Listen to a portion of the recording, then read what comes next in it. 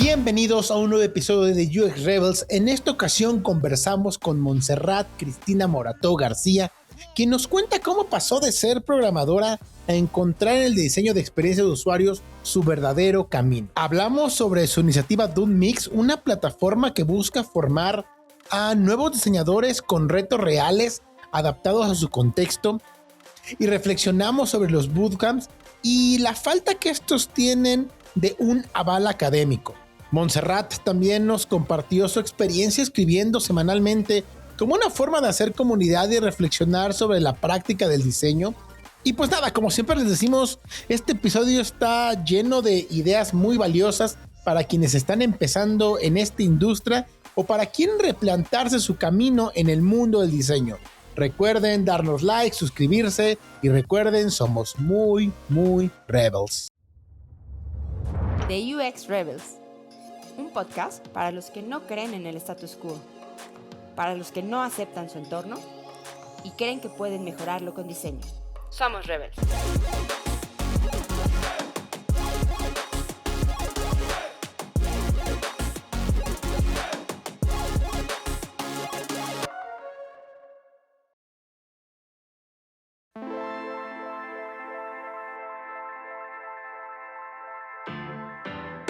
Buenos días, buenas tardes y buenas noches. Bienvenidos sean a la entrega quincenal de video más sensacional de todas, donde la jacarandosidad y el buen humor siempre están presentes, pero sobre todo la perspectiva única de cada uno de nuestros invitados que nos hacen entender que la vida está llena de matices y que en el UX siempre el depende va a estar inscrito. Al igual que la jiribilla que los hispanohablantes tenemos para resolver los retos de cada día. Entonces, sean ustedes bienvenidos al podcast a su podcast de cabecera. Perdón, otra vez, se me fue el por completo. Se te fue la hebra. Sí. Va de nuevo. Amigo, casas de impro. Sí, exacto. Ok. Buenos días, buenas tardes y buenas noches. Sean ustedes bienvenidos a la entrega quincenal de video más sensacional, donde la jacarandosidad y el buen humor siempre están presentes, pero sobre todo la perspectiva única de cada uno de nuestros invitados, que nos invitan a entender que la vida está llena de matices y que en el UX siempre el depende está inscrito. Al igual que la jiribilla que los hispanohablantes usamos para básicamente poder resolver los retos de cada día. Entonces ustedes sean bienvenidos a su podcast de cabecera, que pasa a ser parte de la camada de podcast sobrevivientes. Saludos a UX VX Podcast con Cristóbal y esperemos que la necedad y el sueño guajiro de monetizar este medio siga dando frutos para tener más episodios. Hashtag alimente un diseñador, hashtag suscríbete a YouTube, hashtag comparte y habla de nosotros. Recuerden que The UX Rebel es libre de gluten y está adicionado con vitaminas y minerales de intentos de chistes y muletillas. Gracias por estar aquí. En este micrófono, como siempre, los saluda ahora la barba más canosa y sensual de toda la UXfera, el cafenauta de especialidad, la voz que los invita a que los posibles anunciantes, y por eso deja un silencio, como una especie de placeholder para que puedan entender qué bonito se vería su marca en este espacio. Soy Ulises Arbizu. Pero ahora déjenme presentar al Jesus de este podcast, a Chucho para los cuates, el multitasking, la sonrisa elegante, el Sergio bailador de TikTok, la juventud, al menos en ilusiones de esta dupla, el único e inigualable de la Valbuena para el mundo, mi parce, mi socio, mi amigo, mi vecino, ¿qué digo mi amigo? Mi hermano, Benjamín García. ¿Cómo estás, Benjamín? Tengo muchos comentarios, Ulises, y te faltó decir y nuevamente showman, nuevamente showman. Es cierto. Showman. Echando ronco, la gente disculpara, ando bastante ronco porque bueno, ayer nos tocó trabajar en el Congal. No es cierto, no trabajo en ningún Congal, muchachos. Oye, tengo muchos comentarios, güey. Antes que nada, muchas gracias por la bienvenida. No se te iba a sacar lo de Jesus, ¿verdad? No podías liberarlo del Jesus, ¿verdad? No había forma. Fue revelador, venga. O sea, yo cuando dijo Once, hola Jesús, dije, caray, pues a quién metí al WhatsApp, ¿no? Porque obviamente me ha pasado que meto a gente que no es en grupos que no son. Cuando hago grupos en WhatsApp, dije, seguramente la regué y metí a otra persona. De repente ya veo que contestas tú y dices, no, es que hablan, dime Benja, pero es que... Y me vengo enterando después de no sé cuántos años de conocerte que te llamas Benjamín de Jesús, ¿no? Es un dato revelador. Eso es un dato revelador. Es revelador. Entonces, pues era como esto lo tengo que usar. Eres el Jesus del podcast de ahora en adelante, el Jesus. Yo sé. Pero oye, nada más unos pequeños comentarios, Ulises, alrededor de lo que comentas, ya para dar entrada a la entrevista. ¿Puedes repetir jacarandosidad? Jacarandosidad. No me falló. Muy bien, salió muy bien. Me encanta que te ha ido muy bien. Creerlo? Oye, y por cierto, nada más mandar saludos porque de hecho ya vi que justamente Cristóbal Limuán ya regresó con su podcast UXBS y acaba de regresar hace poco porque también andaba que yo creo que de parranda. Le mandamos un saludo porque me estuve mensajeando con él, traía algunos proyectos interesantes y seguramente ya voy a hacer mi quinta aparición en UXBS. Me invitan. Venga, eso es todo. Pero sí es cierto, no estaba haciendo cuentas que cada vez somos menos los podcasts de, digamos que de esa generación del 20 y del 21 pues que siguen COVID, existiendo. El COVID, sí, la generación COVID es correcto. Pues vamos a darle al podcast, ¿no, Ulises? Sí, vamos a darle. La verdad es que traemos a una invitadaza. Cuando yo ya la conocí en LinkedIn. Sí, yo la conocí en LinkedIn.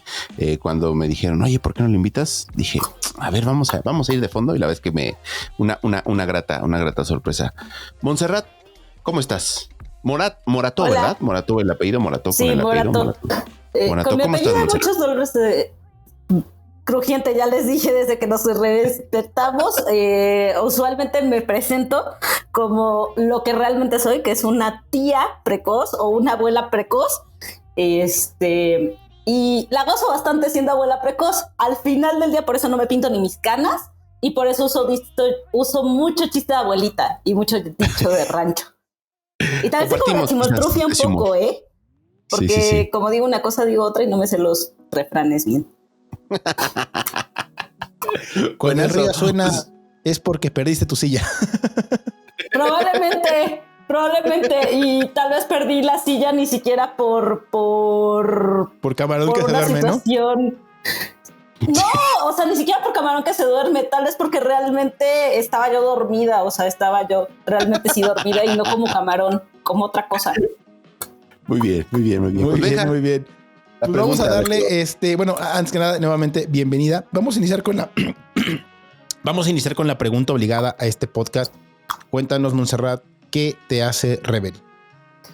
Fíjate, es bastante interesante que me preguntes eso. Esa sí la preparé con calma porque un rebelde es el que se rebela o se subleva.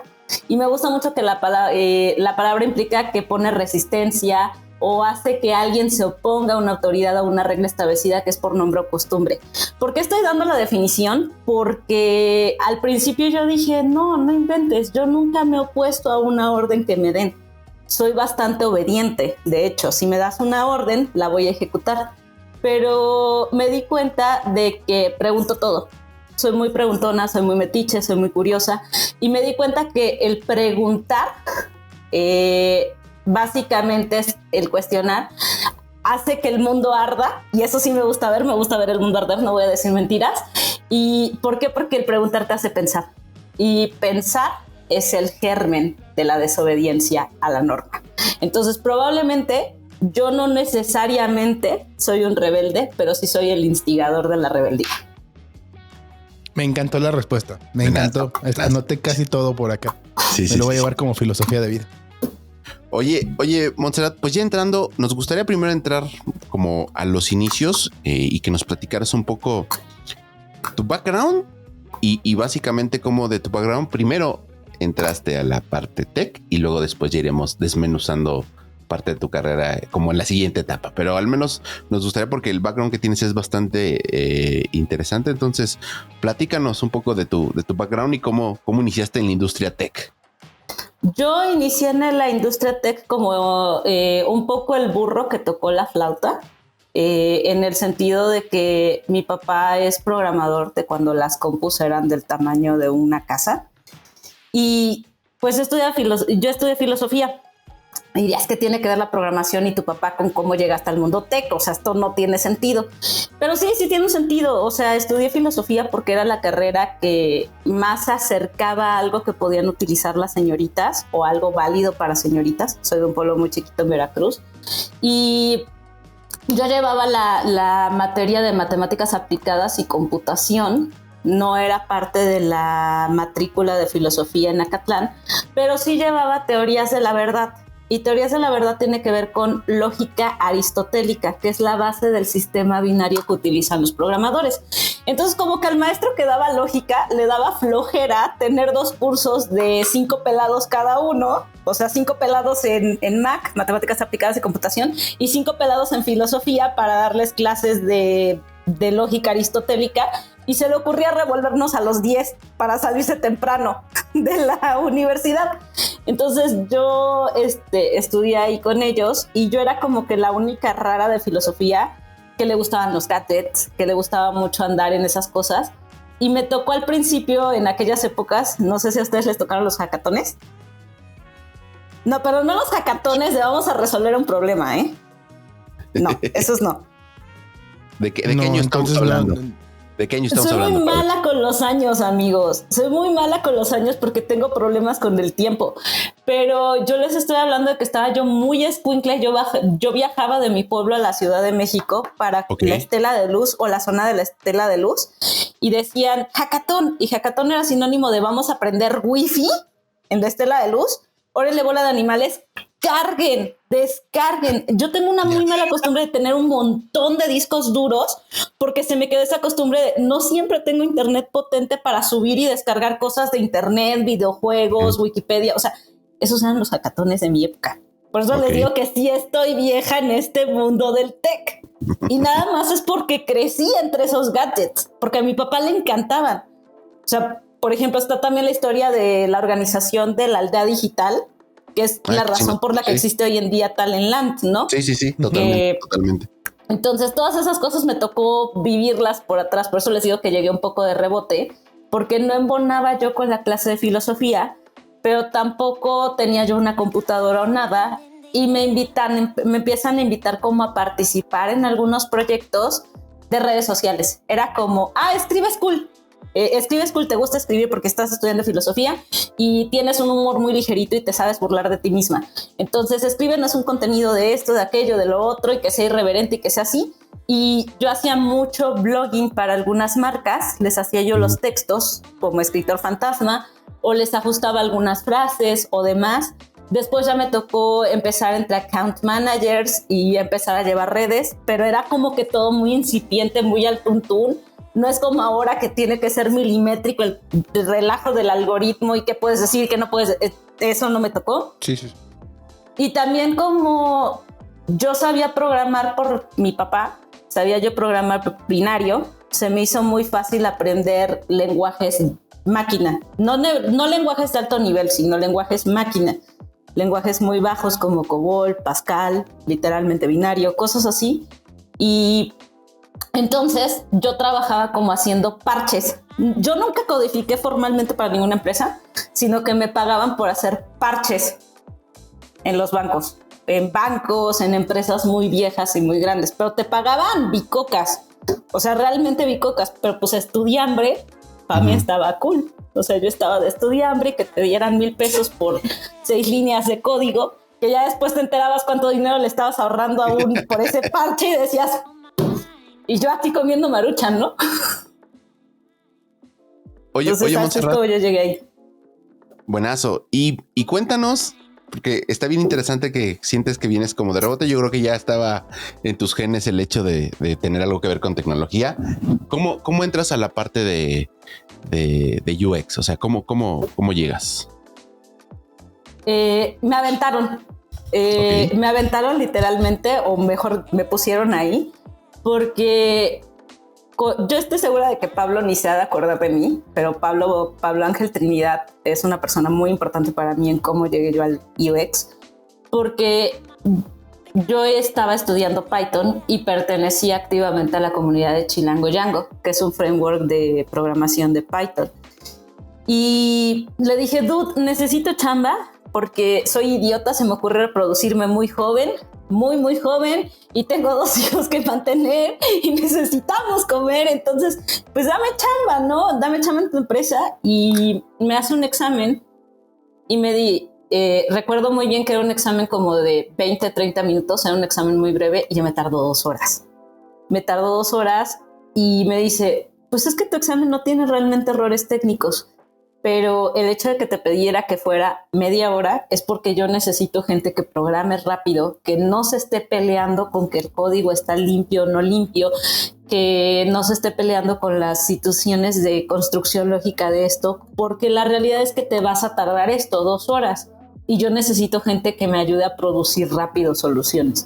Dice, pero la realidad es que ya haces cosas que bastante interesantes. Ya te interesa el tema de la responsividad, ya te interesa el tema de la interacción. ¿Por qué no te dedicas a aprender UX? Serías muy bueno haciendo eso. Y yo dije, chinga, ¿cómo se come esto? Y me mandó a UX Nights cuando estaba en la EBC. No, es que en la EBC ya llegó como de rebote. No me acuerdo dónde estaba, porque yo me acuerdo que me perdí. Estaba en un cowork de mala muerte, UX Nights en algún momento, o no sé si los estoy confundiendo con los principios de UX México, porque tengo memoria de Dory. Me manda para allá, pero sí recuerdo que sí me mandó a UX Nights. Y cuando lo descubrí dije, no inventes, de aquí soy. Sí, es esto lo que me gusta. Y me quedé. Yo tengo varias dudas ahí. Y sigue sin quedarme claro. Y por eso voy a profundizar un poquito. Porque, a ver, vienes de la parte, digamos que de filosofía, que la verdad es que hay un hilo conductual ahí que me interesa mucho porque lo mencionabas, ¿no? No sé si fue un tema que tú veías en la filosofía que, a ver, entiendo la parte de lo que dices del pueblito de Veracruz y puedo entender esos contextos, ¿no? Donde de alguna forma son las carreras, y creo que lo mencionaste, y si no estoy mal, dijiste que era la carrera, ¿no? Que podías estudiar o que veías estudiar como mujer, ¿no? Pero bueno, pero llegas a filosofía. Una, terminaste filosofía, terminaste esa parte, ahorita me lo dices, pero entiendo la parte de que empiezas a querer generar dinero de alguna forma por la parte, digamos que de programación y traer los contextos. Lo que no me queda claro es ¿por qué no? O sea, si cuando, o sea, lo hiciste, llegaste solamente, digamos que por la parte de dinero, o qué fue lo que encontraste en diseño, no en esta carrera, digamos que de filosofía, brincar a programación y de pronto llegar, digamos que a la parte de diseño, que encontraste ese match. O sea, ¿qué fue lo que te hizo, digamos que match en ese sentido? Porque pasaste también por la parte de contenido, haciendo contenido para blogs. Entonces, como que, y te entiendo bien porque yo tengo una carrera similar, ¿no? Que también he hecho básicamente de todo, pero quiero entender qué fue lo que no encontrabas, digamos que en la filosofía, en la programación, en la generación de contenidos, y que de pronto llegas a diseño que dices, esto acá, ¿no? Esto me late, porque si platicamos contigo incluso de filosofía me queda claro que te encanta. Entonces también quiero entender por qué no seguiste por la línea de la filosofía. Aquí va a ser bastante revelador porque la gente creo que no se va a imaginar realmente de dónde viene esta obsesión de cosas muy raras. Y tiene que ver con... y ojo, porque aquí les va a quedar el ojito cuadrado. Para mí es porque tengo una obsesión con resolver problemas humanos a través de las matemáticas. Y esto está bien curioso porque es un tema bien específico. Resolver problemas humanos a través de las matemáticas. ¿Y por qué lo digo así? Porque uno de los personas que me inspira mucho a hacer cosas interesantes y que puede explicar un poco cómo es que me muevo por el mundo es la imagen de Leonardo da Vinci y lo que implica la polimatía. Leonardo da Vinci es un polímata por máxima expresión, pero ustedes me van a decir qué carajo es un polímata. Y bueno, un polímata es una persona con una amplia gama de conocimientos y habilidades de diversas áreas que a menudo se considera un hombre o mujer del Renacimiento porque su capacidad es resaltar en múltiples ámbitos. Pero he estado hablando con varios psicólogos y diferentes personas y me dicen, nosotros como psicólogos, como expertos de la metacognición, lo vemos diferente. Y lo que me explicaban algunos amigos que son psicólogos es, la gente los percibe como expertos en todo, como que sabes un poquito de aquí, un poquito de allá, un poquito de allá, y por eso me pusieron mucho la imagen de Da Vinci delante. Da Vinci, como tú, estaba obsesionado con las malditas matemáticas. y componer el orden del mundo sobre las matemáticas. Y entonces, ¿qué pasa? Que tu cerebro empieza a ver las cosas como en una estructura obsesiva de un tema central que te llama la atención, pero te das cuenta que si quieres resolver todo de la misma manera, no siempre te va a pasar.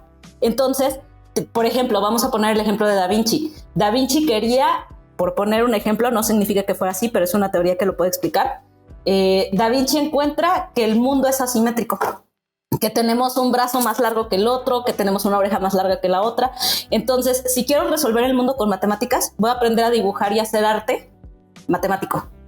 Y sus obras, las obras de Da Vinci, son perfectamente simétricas. ¿Sí me explico?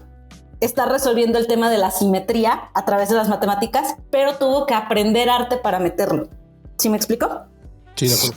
Y de repente dicen, no, es que Da Vinci se le ocurrió, era un excelente ingeniero y se le ocurrió la idea de los helicópteros viendo las abejas.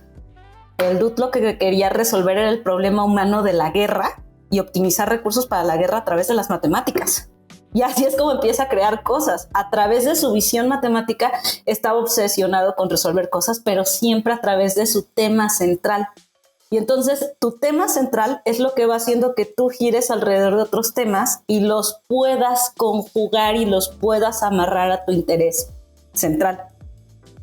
Y esto también se relaciona mucho con lo que se llaman perfiles transversales, perfiles transdisciplinarios o perfiles multipotenciales. Ojo aquí con la palabra multipotencial, porque la palabra multipotencial en biología tiene que ver con las células a través de las que se pueden hacer células de otras funciones. Son los que se terminan denominando como células madres, pero por favor vayan con un médico y con un experto en biología para ver el término. Nosotros nada más lo agarramos prestado. Y estas células son formadores de células hijas que están programadas para regenerar el tejido donde residen. ¿Por qué es interesante esta visión? Porque, pues, en un mundo idealista, yo vivo mucho de ideas y de ilusiones, pues tú como perfil transdisciplinario, multipotencial o polímata, lo que estás buscando es ser ese tejido que cura y sana la distancia entre ciencias o la distancia entre visiones. Okay. No, de acuerdísimo. Y la verdad es que acabo de notar varias palabras aquí. Ya luego platicaremos porque nos están cayendo muchos 20 en este momento. No, claro, es que justo, sí, y digo, bueno, ya platicaremos después, pero me identifico mucho con esta parte, ¿no? O sea, de tener, digamos, que un centro y a final de cuentas tener un montón, digamos, que de habilidades y unirlas para un solo fin, ¿no? Sí, así es. Y a mí me gustaría preguntarte, y quizás va ligado un poco a la pregunta que decía Benja de qué encontraste en el UX. Ahorita hablamos de qué encontraste en UX, pero tu tema central entonces es la filosofía, tu tema central es el diseño, o ha ido variando a partir del tiempo en tu caso. No, sí es una obsesión tal cual, y la dije al principio, es las matemáticas. Me gusta me fascinan las matemáticas, okay. Pero me cuesta trabajo a veces entender cómo las inconsistencias y cosas que hacemos los humanos como humanos, diría Nietzsche, humano demasiado humano, contradictorio, okay. Contradictorio al grado de matar a Dios y revivirlo el mismo día. Entonces me llaman mucho la atención esas cosas y las coincidencias que hay entre las personas, a veces sin siquiera conocerse o tener el mismo background. Y ahí es donde se juntan mis dos pasiones, las matemáticas y resolver problemas, con mi obsesión por querer entender el mundo que nunca he acabado de entender. Buenazo. Entonces sí, resolver broncas humanas a través de las matemáticas. Super. ¿Por qué creen que me cae tan bien el Da Vinci? Y tan mal el pitero de Miguel Ángel, que es otro gran polímata. Pero ese señor nada más iba a ver el mundo arder a lo loco, porque a ese era grillero de la política. Esa es otra cosa, su obsesión. ¿Y qué sucedió entonces cuando llegaste a UX? ¿Qué fue lo que encontraste que a lo mejor, entendiendo esta obsesión que tiene central, pero que a lo mejor complementaba o no estabas encontrando en otras áreas anteriores como filosofía o como haciendo software o codificando? El equilibrio. Okay. El equilibrio. El UX siempre he dicho que es el es el suéter perfecto que se pone la gente, donde estás tejiendo un tejido social, pero lo estás haciendo con los ganchos de las matemáticas o con los ganchos de la tecnología. Entonces es una mezcla en donde la tecnología crea cosas para que resuelva cosas humanas, pero también genera nuevas broncas, ¿sí me explico? Entonces eso fue lo que me gustó, el círculo de constantemente estar entre interacción de personas con máquinas, y máquinas para mí es sinónimo de matemáticas. No, de acuerdo, y hace todo el sentido, o sea, ya si lo pones así, esta parte, esta necesidad que tienes al final de cuentas de detectar problemas, que ahorita hablaremos porque creo que tienes mucha experiencia al final de cuentas en research, o es donde estás especializado, ¿no? Que es donde muchas veces tendemos a encontrar esos problemas, ¿no? Y de pronto se mezcla con las matemáticas, no exactamente, pero se mezcla así con la solución en las matemáticas, cuando ya hablas a lo mejor de diseñar o cuando ya hablas a lo mejor a final de cuentas de plantear soluciones. Ahí es donde justamente hace que creo que empieza a hacer mucho sentido esta parte. Pero a ver, cuéntame. No, cuando hablas de negocio, porque a negocio le encantan los números. Claro. Ahora, quiero profundizar justamente, bueno, entiendo esta parte que llegas a la parte de diseño, te dicen en esta agencia de, bueno, pues sí sabes programar, pero ¿por qué no te especialices en diseño? Me gustaría comprender al final del día, tenemos entendido que a final de cuentas entras a un bootcamp en laboratorio, ¿no? ¿Correcto? Uh-huh. ¿Cómo llegas acá? ¿Cómo llegas a la parte del bootcamp? Que llegas preguntando, oye, me dijeron que hay algo que se llama diseño. Quiero comprender un poquito porque vamos a profundizar en esta parte puntualmente, digamos que de los bootcamps y la experiencia que agarras ahí y luego sales al mundo laboral. Pero quiero comprender cómo fue tu experiencia pasando por este bootcamp, qué aprendiste, si te terminó de hacer fit, ¿no? Esta parte que tenías de interacción, del diseño, etc.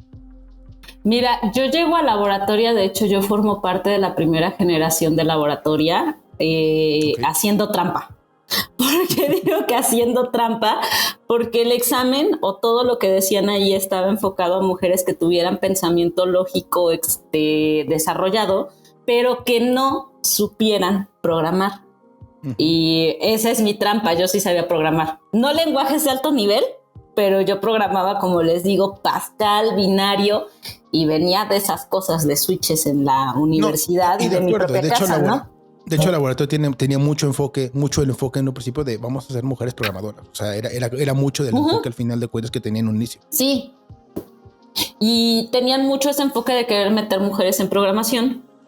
Yo llego a Laboratoria y en Laboratoria yo pensé que íbamos a estar viendo backend. O sea, yo creí que nos iban a enseñar backend y no, nos enseñan a maquetar dinámico, que no es lo mismo programar. Entonces nos enseñan a maquetar dinámico y yo dije, híjole, compas, es que sí me gusta, pero no es lo único que me gusta. Y había muchas deficiencias en ese aspecto porque literalmente yo recuerdo que el programa estaba originalmente pensado a 6 meses y se fue a 9.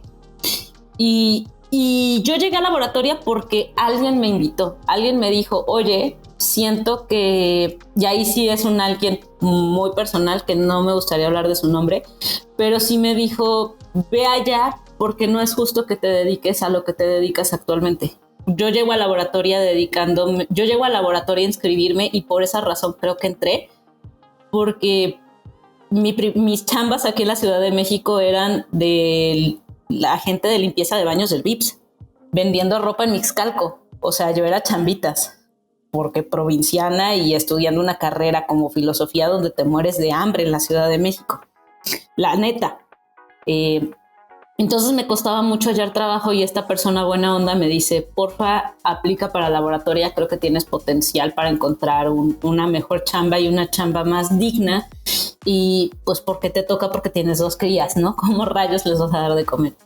Y me quedo en la primera generación, pero sí empiezo a ver que hay muchas deficiencias en, híjole, no nos están enseñando a programar realmente, no nos están enseñando lo que es la estructura lógica detrás del código.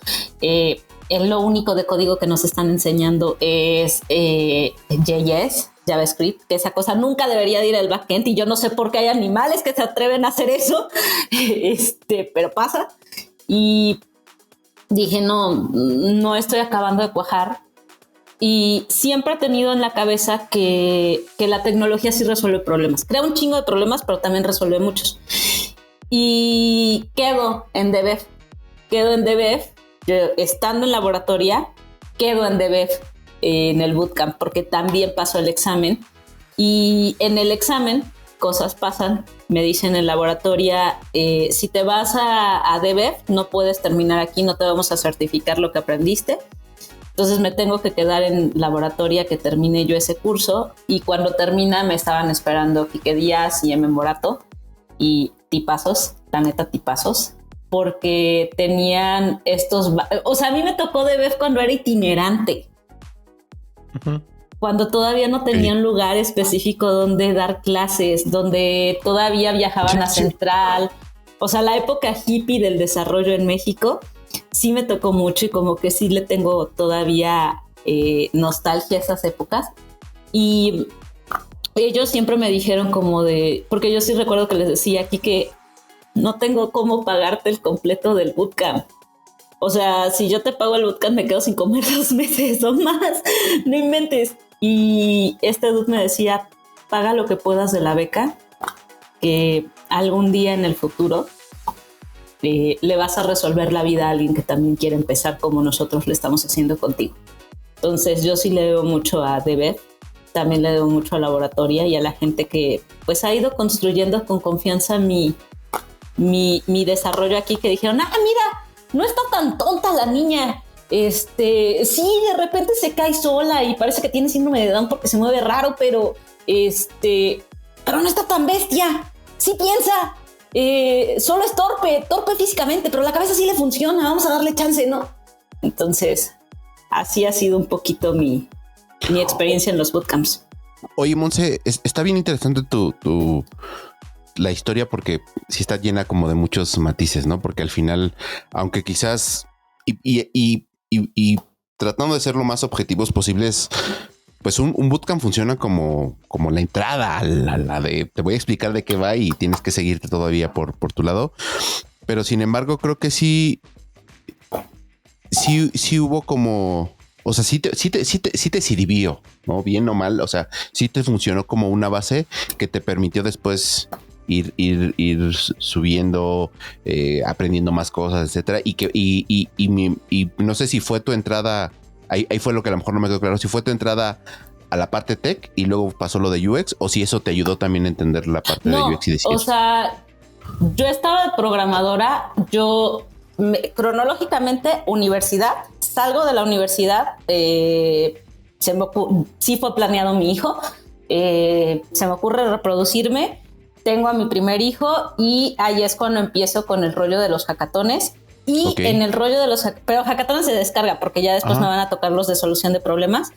Y en ese tiempo, en lo que yo estoy metida entre los hackatones de descarga y demás, ya de soluciones con mis amigos de la universidad, es que entro a laboratoria. Saliendo es en DBEF, cuando yo estoy saliendo de DBEF, que de hecho por eso les digo Chilango Django, porque estudiando en DBEF se estudiaba Python. Y a través de Python es que yo llego a Chilango Django y ya de ahí llego al mundo UX. Bueno, ya, ahora sí ya me quedó claro cómo fue la línea de tiempo. Ahora... Esto es realismo mágico puro, ¿eh? Todo puede estar pasando al mismo tiempo y nada también. Muy de Murakami. También sí. Yo tengo referencias al Doctor Manhattan, pero usted es a Murakami. Bien ahí. Me gusta más decir que Gabriel García Márquez, pero bueno. Esto ya se va a convertir en un debate. Oye, no, pero a ver, entonces ahora sí me queda claro justamente la línea de tiempo porque justamente quería hilar. Entonces, ahora... entonces ya traías laboratoria, ya traías la parte de programación puntualmente, ¿no? Bueno, sí. No programación, pero vamos a hablarle. Digamos que tenías este conocimiento entre back, ¿no? Porque al final de cuentas es lo que habías hecho de alguna forma. Y sí, efectivamente llegas al laboratorio y empiezas a tener estos contextos un poquito más de front, ¿no? Entonces te vuelves lo que en el mundo del argot se llama, digamos que una full stack, ¿no? Digamos que estos unicornios interesantes que a veces estamos en el universo. Entonces llegas a la parte... Dude. Si quieres eso lo vemos en otro lugar, pero los unicornios no existen. El que mucho abarca poco aprieta y queda guango. Exacto. Pero justamente ahorita voy a llegar a ese punto. Porque a ver, entonces llegas a la parte de Python, llegas a la parte de este examen, llegas a la parte de las 2 horas. ¿Dónde ¿A dónde te volteas cuando te dicen justamente, oye, deberías aprender esta parte de diseño de experiencias? Sí, y voy a decir diseño de experiencias para no centrarme, o diseño. ¿A dónde volteaste en ese momento cuando justamente te dicen, creo que Pablo decías? Pablo Ángel Trinidad. Pablo, dices, oye, deberías voltear aquí porque ahora te veo potencial. ¿A dónde fue donde volteaste y dónde necesitas esa parte de tu carrera? A UX Nights, porque inmediatamente lo que me... A ver, Mauricio Angulo ya estaba posicionado como Google Developer Expert en México en esa época. Y era uno de los pioneros en el UX y fue uno de los primeros Google Developer Experts. Entonces, imagínate, yo estoy en ese momento pidiéndole chamba a Pablo Trinidad, que es el líder de Chilango Yango en México, en Central. Y al mismo tiempo estoy sufriendo con Quique Díaz diciéndole, dude, no tengo para pagarte el bootcamp. Y este dude chido me está diciendo, págame becada, o sea, no tienes bronca, quiero confiar en ti, algún día lo vas a solucionar con alguien más. Y los dos, curiosamente, conocían a Mauricio Angulo por el tema de desarrollo en Google. Y ellos son los que me avientan, Pablo Trinidad me avienta al mundo del UX y me dice, vete a UX Nights. Y Quique me dice, sí es cierto, Mauricio es este loco que está hablando de cosas de diseño entre programadores. Ok, de acuerdo. Sí, totalmente. Sí. Entonces así es como mi primer foco es ese. Oye, y llegas y de ahí, ¿qué pasa para que tengas tu primer trabajo como... No necesariamente que el rol sea UX, pero donde veías cosas de UX. O sea, ¿qué sucedió? ¿Te seguiste formando? ¿Autodidacta? ¿Alguien te dio la oportunidad y fuiste aprendiendo? ¿Cómo estuvo esa parte? No, o sea, a ver, yo quiero dejar claro que siempre he tenido mentores. O sea, cuando digo mentores es que se sentaba conmigo. Héctor, que también estaba de Dev, se sentaba conmigo y esos eran programadores. Entonces yo vengo de una época muy hippie en donde de verdad se daba mucho el mentorazgo uno a uno.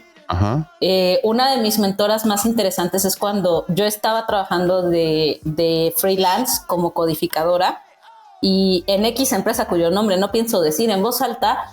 Les digo, oigan amigos, es que ya llevo 4 años trabajando con ustedes como freelance y hace hambre, me duele la tripa, por favor quiero un contrato en serio o me voy a ir a la competencia de ustedes. Y me dan chamba, ¿no? Me dan chamba, pero en esa chamba me dicen, pero te vienes a hacer estudios de mercado porque eres muy buena investigadora. Y ellos son los que me posicionan como especialista en research. ¿Por qué? Pues porque ¿qué es lo que aprendes a hacer en la maldita carrera de filosofía? En filosofía no te enseñan a resolver ningún problema existencial. De hecho, te los agravan y te vuelven emo. Y en una de esas hasta potencial suicida. Literal. Te enseñan a cuestionar todo, pero no te enseñan a solucionar nada. Y te enseñan a tener, esa es otra, te enseñan a tener argumentos para saber qué preguntar y que le duela a tu interlocutor. Ok. Entonces, pues en ese sentido me dedico a investigar en esta agencia y ahí es cuando empiezo a tener acercamientos con el UX. Pero siempre me han encasillado como research y no es necesario, aunque sí me gusta porque fundamenta mucho de mi trabajo y porque me gustan los datos. Pues, ¿cuál era mi obsesión? Mi obsesión no es entender problemas, es resolver problemas a través de las matemáticas. Entonces, no es necesariamente lo que más me apasiona del UX. Me gusta el research, pero me gusta más lo que puedes hacer con los resultados del research. Ok, interesante historia para que la gente piense que no es 3 meses, como dicen ahí algunos anuncios que ahorita andan en Instagram de 7 meses y ya tienes todo. Hay que hacer una ardua labor de adaptarse, aprender y seguir aprendiendo. O sea, pasó bastante, vamos a llamarlo así, pasó un rato entre que dijiste quiero hacer UX y realmente dijeron vamos a dar el paso. O sea, entre que yo dije quiero dedicarme al UX y tuve mi primera chamba, fueron 4 años y 4 años de estarte formando, 4 años en lo que qué carajos es arquitectura de la información, 4 años entre que te dijeran, existe algo que se llama heurísticas, y yo dije, pero las heurísticas las vi en filosofía y tiene que ver con atajos mentales y sesgos cognitivos y manipulación de masas, y dije, aquí es lo mismo. Resulta que aquí es lo mismo, también es sesgos cognitivos, pero enfocados a lo positivo, ¿no? Sí, pero fueron bastantes años, o sea, 4 años por lo menos entre que yo me empecé a preparar y logré mi primera chamba en UX. Oye, Monse, y ahí entonces entendería que tu formación fue con mentores que encontraste que te fueron ayudando como a crecer y adoptando. Y de alguna manera, pues, a formación autodidacta donde te ponías a leer, a investigar, casi como que el mentor te dice, investiga sobre estos temas y hablemos, discutamos, y seguramente y regresabas con el mentor de tengo dudas en esto y esto, ¿qué onda? Etcétera, etcétera. Fue más o menos como tu formación, ¿no? Fue así, comunidades y leer como animal.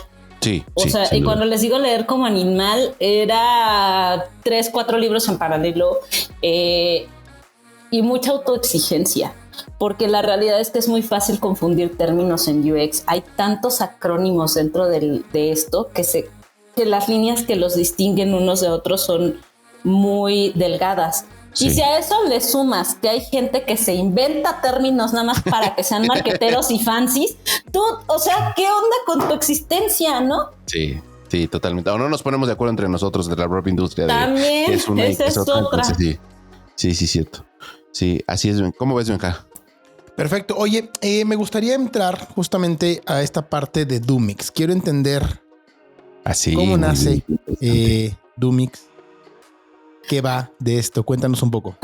Doomix es un bebé que ahorita diríamos por ahí, como se publicó hace unos meses, está en aguas imperecederas, como los hobbits que se suben al mar y no sabes qué va a ser de ellos, pero sabes que están en el mar, en tierras imperecederas, en El Señor de los Anillos. Pero Doomix es un proyecto que nace como una burla a los bootcamps de mi generación.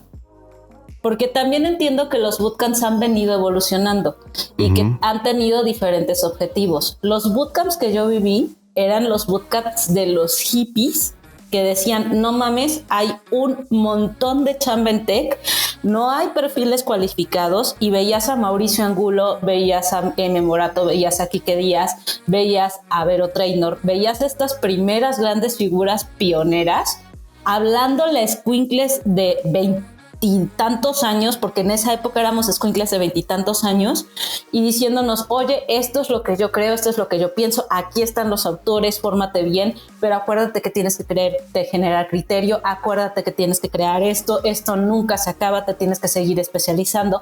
Y era esta época hippie, los primeros bootcamps, ¿sí me explico?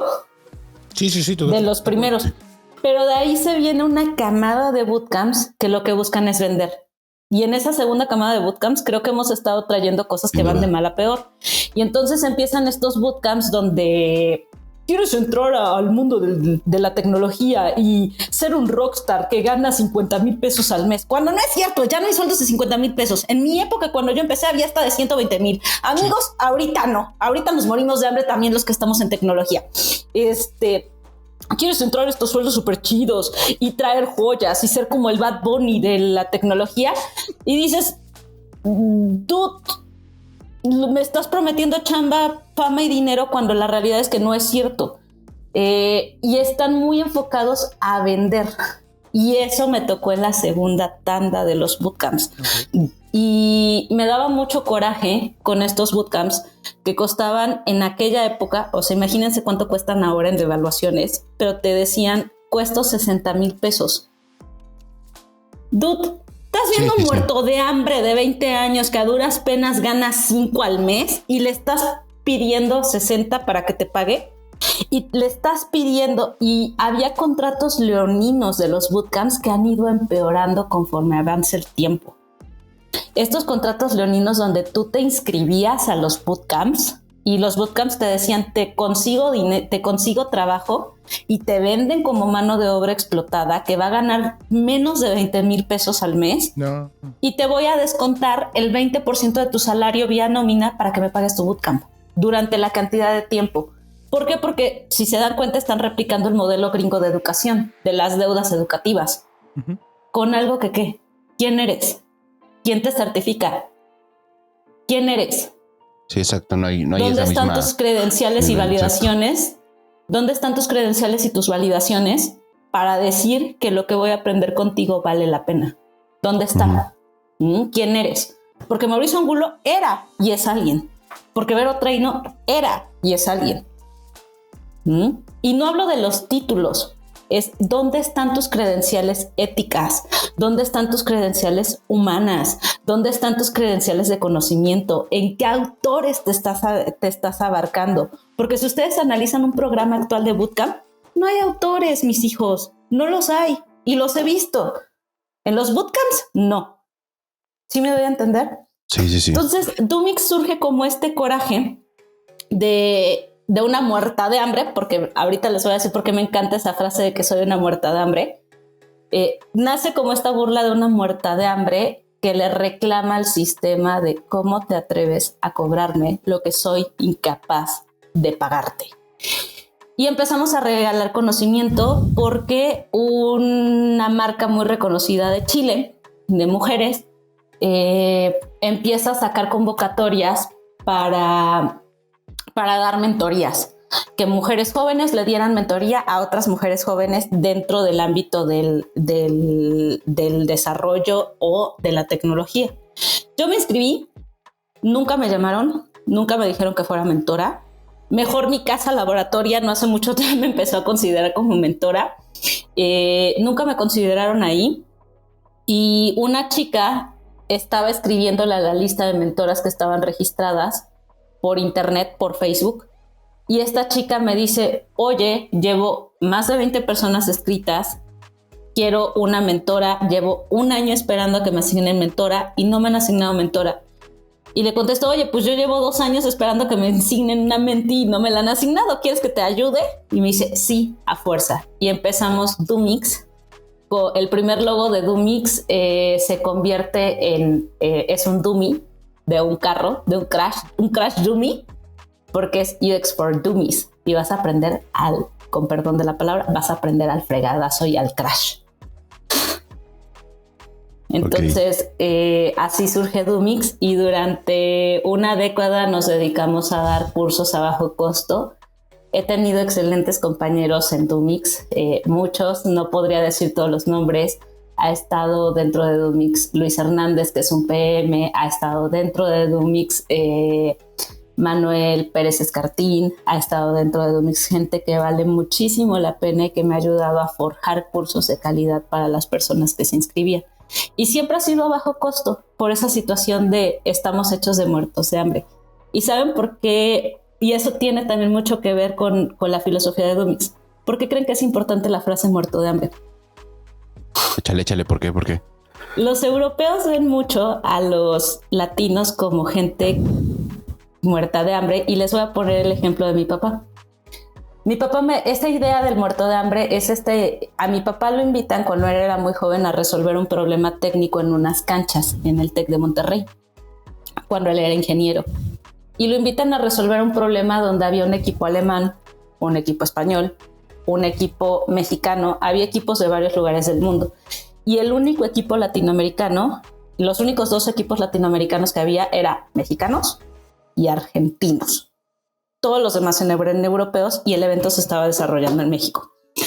Y era bien curioso que tú veías dice mi papá que él estaba muy frustrado porque él veía el equipo alemán parado, veía los equipos europeos parados que no empezaban a trabajar y que estaban muy separados entre ellos. Mientras que los argentinos y los mexicanos, a pesar de que eran competencia, estaban platicando, aventando bromas y hasta en los espacios de comida se sentaban juntos a comer. Pero los mexicanos los veías entrar y salir por la puerta, entrar y salir por la puerta del estadio a cada rato e incluso llevarle cosas a los argentinos. ¿Saben por qué estaban detenidos los europeos, los equipos europeos? No, ni idea. Faltaban piezas de la máquina que tenían que armar para el reto. Faltaban piezas, faltaban instrucciones y ellos no iban a pagar por trabajar. Ellos no iban a pagar por trabajar, ellos no se iban a esforzar si no estaba el requisito mínimo para trabajar. Y el mexicano está tan muerto de hambre y necesita tanto la chamba que estamos dispuestos a pagar por esas piezas para terminar nuestra chamba, porque estamos dispuestos a hacer un esfuerzo extra para hacer esa chamba. Y fueron los que ganaron el concurso. Entonces, por eso me apropio mucho del término, soy orgullosamente una muerta de hambre, porque el ser muerta de hambre me ha dado el ingenio para no morirme de hambre. Y si no tuviera hambre, tal vez no tendría ingenio para tratar de resolver cosas. No, de acuerdo en eso, completamente de acuerdo en eso. Y de hecho lo hemos platicado en varios episodios. Recuerdo mucho que cuando hablábamos con Fer Ruiz, a cual le mandamos un saludo de UX en español, platicábamos justamente él lleva mucho tiempo trabajando en Alemania, ¿no? Y platicábamos al final de cuentas de qué es lo que le pone voy a decir, el general, el latino, ¿no? El latino, a los proyectos allá, y pues justamente le ponemos eso, o sea, le ponemos al final de cuentas aquí lo que no existe lo inventamos, ¿no? O sea, al final de cuentas, o sea, no somos primer mundo nada más porque no queremos, pero la realidad es que al final nos roban. Sí, claro, pero pues al final no, y es validísimo, ¿no? Al final de cuentas, tenemos, o sea, en general, creo que latinoamericano tiene esa magia de resolver problemas y me encantó justamente la historia que nos acabas de comentar. Pero a ver, me voy a regresar a la parte de Doomix en este momento. Me gustaría comprender, independientemente, me llamó mucho la atención esta parte que comentas de que muchos de los bootcamps en general y aquí hemos sido en muchas ocasiones no detractores como tal, pero entendemos muy bien cómo funcionan. No, pero entendemos muy bien cómo funcionan. Es al final de cuentas, vamos a generar perfiles en masa. Y al final de cuentas, digo, en su momento fue para programación, ¿no? Y hoy día, con esta falsa promesa de vas a ganar mucho dinero y sí, no, porque es una falsa promesa, o sea, al final, bueno, sí puedes ganar mucho dinero, pero pues también requieres saberte colocar. Y requieres tener al final de cuentas el conocimiento para poder hacerlo y tú te tardaste estudiando para obtener tu primera chamba 3 años, 4 años. Lo que quiero entender es cómo abordan esta problemática ustedes, ¿no? Esta parte de Doomix, porque efectivamente hoy hay día muchas escuelas digitales, ¿no? Que a final de cuentas lo que hacen es sacar perfiles en serie, ¿no? Al final del día, bajo un mismo modelo, bajo una misma estructura y todo es el mismo ejercicio. ¿Cómo abordan este reto? ¿Cómo abordan este reto de generar perfiles? A ver, que es una industria competida y es una industria donde que requiere saber de muchas cosas y no necesariamente nomás Figma. Sí, lo digo otra vez. Nomás Figma, no. No es cierto, me gusta mucho.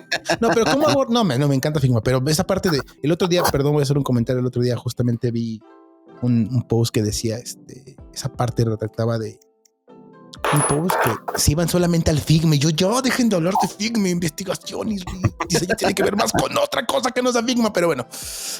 Tía, ¿cómo abordan estos retos en Doomix? Bueno, voy a retomar un poquito de lo que es polimatía. Sí. Recordemos que la polimatía tiene que ver con mezclar varias áreas de expertise para obtener una solución. Y también me voy a apropiar también y le voy a dar crédito al término porque me lo acaban de regalar o por lo menos de enseñar. Yo no sabía que existía. Yo casi no leo sobre diseño. Leo sobre muchas cosas, pero leo muy poco de autores de diseño porque no los conozco. Y Uli Valdés, que también ustedes lo conocen, escribió apenas un artículo de lo que es ojalá, él escribió un artículo muy chido, búsquenlo en LinkedIn, búsquenlo en Medium, de qué es la gamberra. Y eso tiene que ver mucho también con la polimatía que yo traigo. Por un lado, para mí, el diseño es infinitamente político. ¿A qué me refiero con que el diseño es infinitamente político? Porque tiene que ver con la situación de la polis, entendiendo a la polis como el ambiente público en el cual nos desarrollamos como sociedad. Y pues tú estás buscando como diseñador soluciones sociales o soluciones, ¿y por qué digo sociales y no económicas? Porque tú estás buscando un uso a esas cosas, independientemente de quién las pague. El sistema es el que te obliga a generar, el sistema es el que nos obliga a nosotros a desarrollar sobre cada sistema de uso un consumo, ya sea directo o indirecto. No sé si ahí me estoy explicando bien. Por culpa del capitalismo, nosotros tenemos un sistema de consumo directo o indirecto, ya sea de recursos o económico directamente sobre un proceso de uso. Entonces, bajo este sistema, tú entras a una empresa, y también por eso surge Dumix como una burla, porque odiaba yo a los egresados de algunos bootcamps azules, cuando empecé yo a contratar equipos para las empresas para las que trabajaba. Odiaba yo a la gente egresada de los bootcamps azules, se los juro por Dios que los odiaba, porque les hacía yo entrevistas y les decía, resuelve este problema. Ay, es que tengo que pasar 6 meses haciendo investigación. Mamita, no, mamacita, aquí no, la empresa no va a parar, no va a dejar de producir nada más porque tú necesitas 6 meses para hacer una cosa. Aquí necesitas resolver con lo que hay, con lo que existe. Y estás entrando a una maldita industria donde hay deuda técnica, donde hay deuda humana, donde hay deuda de usabilidad, deuda de diseño. Hay deuda de todo y el negocio no se va a detener tus 6 malditos meses para que tú impongas un sistema de trabajo que ni siquiera va acorde a la situación en la que te estás desempeñando. Entonces, Dumix surge un poco como esta crítica muy fuerte a los bootcamps, y por eso digo que me estoy aperrando el término de gamberra que nos presentó Ulises, en el punto en el que resuelve, güey. Resuelve. Esto es lo que te vas a enfrentar en el mundo real, y se les ponían casos reales con herramientas reales. Y cuando digo herramientas reales es, a ver, no siempre te iban a pagar la licencia de Figma. Figma hace 10 años ni existía, para empezar. Tenías Adobe, tenías InVision y tenías Sketch si bien te iba. Y no siempre te iban a pagar las licencias, porque es una realidad. Órale, mamita, resuelve una arquitectura de la información con lo que tienes, que no es de paga. Porque así te va a tocar en la agencia en la que vas a entrar a trabajar. Porque esa es la realidad parchada que te va a tocar enfrentar. Donde no te van a dar ni 6 meses ni nada para hacer una solución. Órale, ¿cómo vas a hacer? Y ahí empezaron también muchas detracciones de Dumix, porque si bien es cierto, nosotros sí les dábamos autores, era como de léete a Nielsen, lee esto, lee aquello, pero trata de entender que lo voy a decir muy vulgar. En filosofía tenemos un dicho muy grosero que dice: mi vida, tú estás leyendo a Platón, tú estás leyendo a Aristóteles, a Kant, a Heidegger y a Hegel. Bájate del topos hiperuranos al topo de Urano donde está la gente. O sea, literal, bájate del topos hiperuranos, porque tú estás viviendo en el topo de Urano y tienes que hablar con lo que tienes en tu realidad. Entonces, sí se les daban estas nociones de todas estas ideas y normas vienen de estos libros. Aquí está tu bibliografía. Estábamos generando contenido en redes sociales, en Medium, en 20,000 lugares, con bibliografía robusta de autores, pero era adapta eso a tu contexto real. Porque tu contexto real no es Europa, tu contexto real no es Estados Unidos, tu economía no es esa y tus usuarios no se parecen a eso. Y por eso surge Dumix. Dumix surge como, de verdad, ¿por qué estamos siguiendo tanta pauta sin cuestionarla? Norman Nielsen no es mexicano, Norman Nielsen no es latinoamericano y no entiende lo que es el consumo de Internet de Latinoamérica. Miren, un ejemplo, ¿han hablado alguna vez con users japoneses? No, con japoneses no, pero por ejemplo sí con brasileños. Ahora no. Y simplemente con Brasil cambia mucho. No. Con japoneses te va a explotar la cabeza. Users japoneses. Porque los users japos no se preocupan como nosotros por la optimización del código, ni por el tiempo de carga. Ellos pueden seguir diseñando en Flash, porque ese es el contexto del poder de su internet que tienen. Mijo, tú aquí metes una página en Flash o quieres hacer una animación en Flash para tu página de internet y nadie te va a visitar porque tu contexto de internet es bien diferente al que tienen los japos. ¿Me explico? De acuerdo. Entonces, en ese sentido surge Dumix como de, si hay una teoría robusta, sí la conocemos, pero también es cierto que necesitas adaptarte a lo que te vas a enfrentar en la realidad. Y la realidad es que el UX hoy en México está muy prostituido. Habíamos avanzado mucho antes de pandemia. Antes de pandemia yo podría generalizar que andábamos en un escalón 2 y ahorita de repente nos fuimos al escalón -1. Y ahorita estamos viendo, yo siento que viajé en el tiempo 10 años atrás, donde estoy viendo al UX regresar a las agencias, regresar a los equipos de marketing como dueños de UX. El poder que tenía el diseñador como una mente crítica se está yendo para atrás. Entonces es como, ¿sabes por qué está pasando eso? Porque no conoces a la gente con la que te vas a enfrentar y no tienes argumentos locales. Estás citando a Nielsen. ¿Has citado a Slim? ¿Alguna vez te has puesto a leer los libros de Slim sobre su forma de hacer negocios o cómo se entiende la idiosincrasia latinoamericana para vender en México? No. Estás citando a Norman Nielsen, que no es un contexto que el negocio le interese o le importe porque no es su realidad. Dime, es más, yo los puedo retar. Díganme 3 autores mexicanos que los hayan marcado en su contexto de UX. No los van a encontrar. Van a encontrar amigos, van a poder citar amigos que escriben artículos. Referentes. Pero 3 autores. No los pueden citar. Totalmente. Sí, creo que es interesante esta reflexión que nos dejas, porque sí creo que también es otra. O sea, se fantasea demasiado con el afán de vender de cómo es la realidad del diseño, y donde me ha tocado en muchas sesiones de mentoring donde dices, pues no es que tú no puedas cambiar la organización, es que la organización no va a cambiar porque probablemente está en una maduración que no está a la altura de lo que tú estás buscando, lo que tú quieres o lo que has visto en otros ejemplos, porque pues de repente también la maduración en diseño es muy diferente a países latinoamericanos a otras latitudes. No, y diseñador, ¿te has visto en el espejo? Diría Lila Downs, mestizo has de ser por tus vicios. Sí, diseñador, tú que trabajas en Telmex, que es una empresa nacional. Diseñador, tú que trabajas en Total Play, que es una empresa nacional. Diseñador que trabajas en Electra, que es una empresa nacional.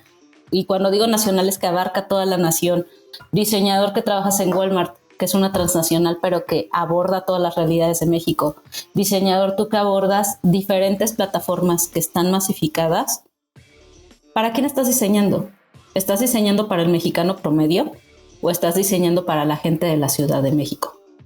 Uh-huh. Sí, también. Esa clase de sesgos son reales. La realidad es que están trabajando para la Ciudad de México. Yo soy de un pueblo en Veracruz.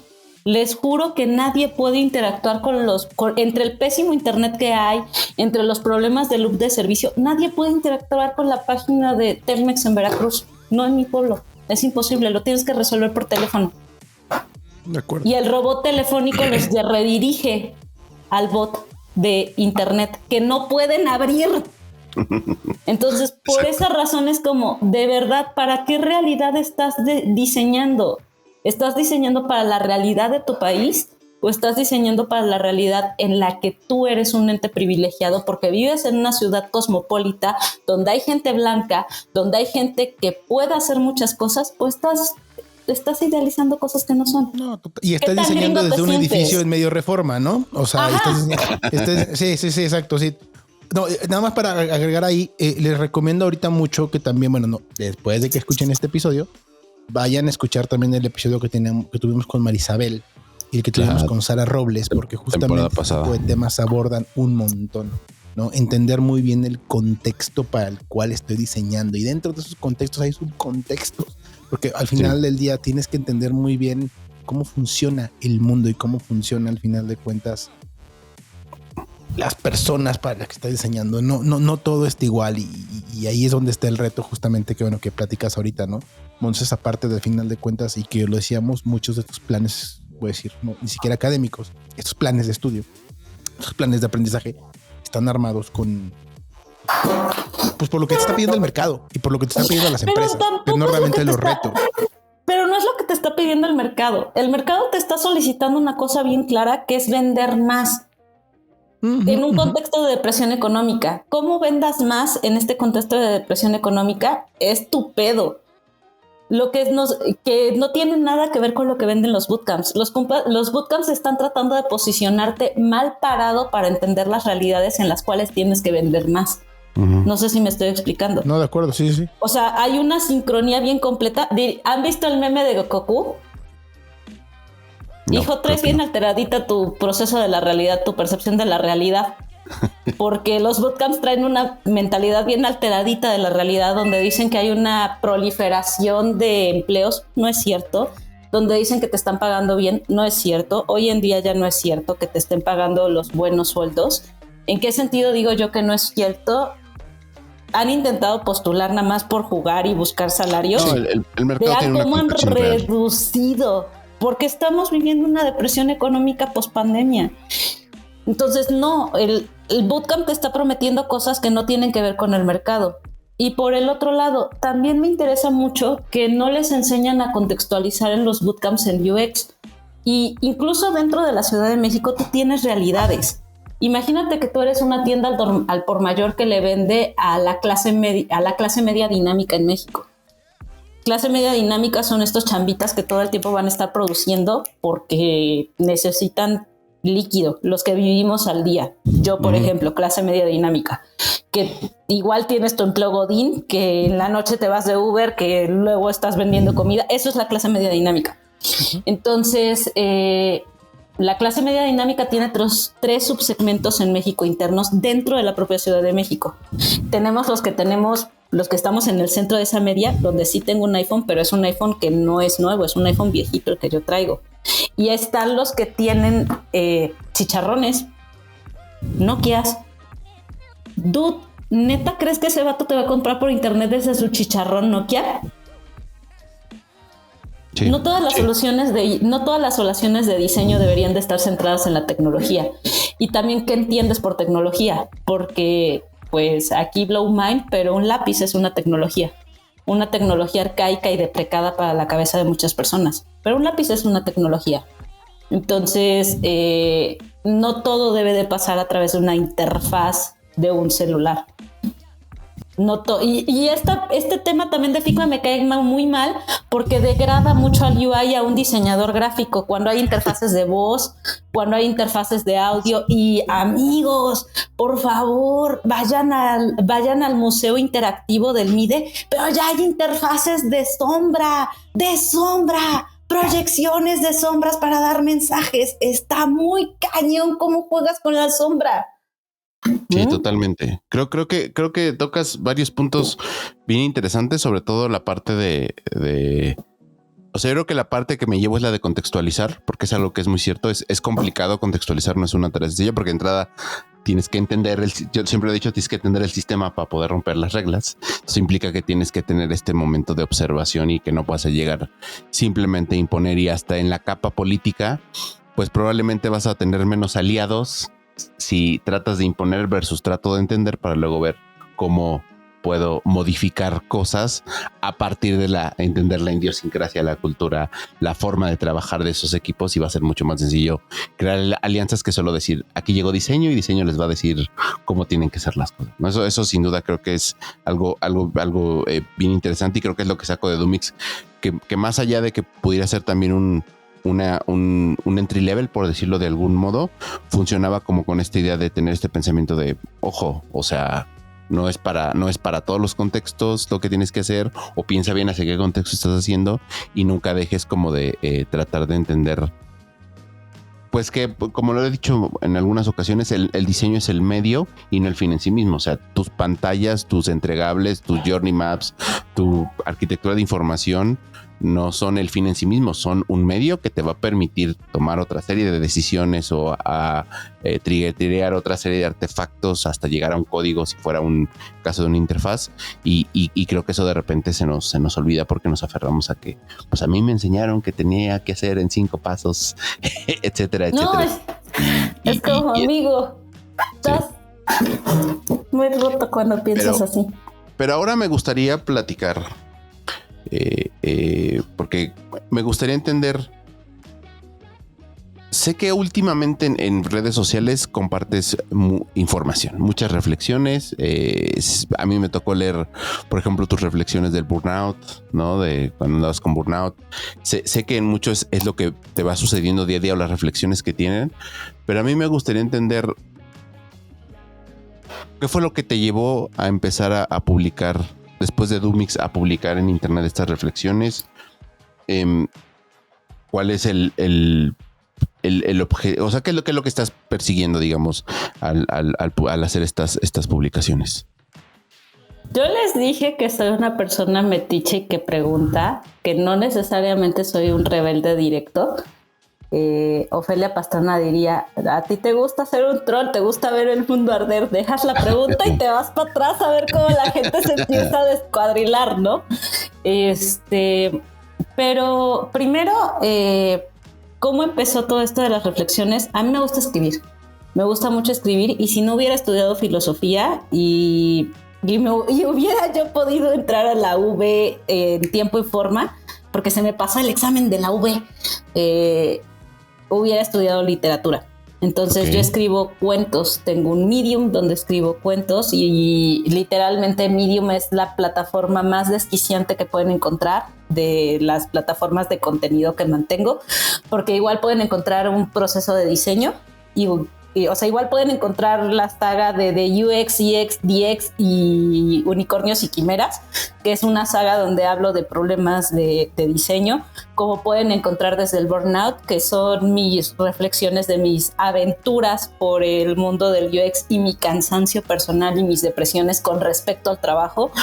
Pero también pueden encontrar cuento erótico, porque me gusta mucho el cuento erótico. Entonces también escribo esas cosas. Entonces ya llevo mucho rato escribiendo diferentes situaciones, pero llegó un punto precisamente de donde surge desde el Burnout, que es una saga que vengo llevando en LinkedIn. Solo que nadie sabe que se llama Desde el Burnout esa saga. Y esa saga surge de que yo llevo un diario donde escribo cosas, y aparte porque yo trabajo mucho de manera análoga, porque tengo algo que se llama afantasía. Ok, ¿qué es la fantasía? La fantasía, y lo descubrí de la forma más rara que se pueden imaginar, la fantasía es la incapacidad de imaginar cosas completas en tu cabeza. Si yo les digo manzana, ¿cómo es manzana? Roja, redonda. Viste una imagen. Ajá, sí, pero sí, viste una imagen. O sea, en tu cabeza hay una imagen. ¿Sí me explico? Totalmente una foto. Hay una foto. En mi cabeza hay una bola roja. Okay. No hay más detalle. Eso es la fantasía. Identifico y puedo describir lo que sería, pero a través de la abstracción de lo que es una manzana. Entonces, mi forma de aprender no es tan visual. Yo necesito, por ejemplo, como tengo problemas con la fantasía, yo necesito poner pliegos de papel bond para hacer mis flujos y demás, y revolcarme con mi interfaz en estas cosas para poder trabajar. Y por eso empecé a escribir, para poder llevar un registro tangible de lo rápido que piensan de lo rápido que se mueve mi pensamiento. Y entonces un cuate me dijo, el mismo cuate que me mandó deberías de postular para laboratoria, ese mismo cuate me dice, oye, ¿por qué rayos estoy leyendo tu diario? Porque mi diario es como cualquiera lo puede leer, soy un libro abierto y cualquiera puede leer mis chismes. No tengo nada de qué avergonzarme. Me dice, ¿por qué no publicas estas cosas? Son reflexiones que a todos nos han pasado con respecto a la chamba. Y así surge Desde el Burnout, que son las series que yo llevo, cómo se publican en LinkedIn. También les voy a decir, porque hay gente que cree que yo literalmente diario estoy escribiendo. No, amigos, imagínense qué cansado es. Por algo se llama Desde el Burnout. ¿Ustedes creen que me voy a quemar y me voy a parar a las 6 de la mañana para tener una publicación diaria a las 7 de la mañana? No, chiquis, no va a pasar. Hay que tener planeación y disciplina previa.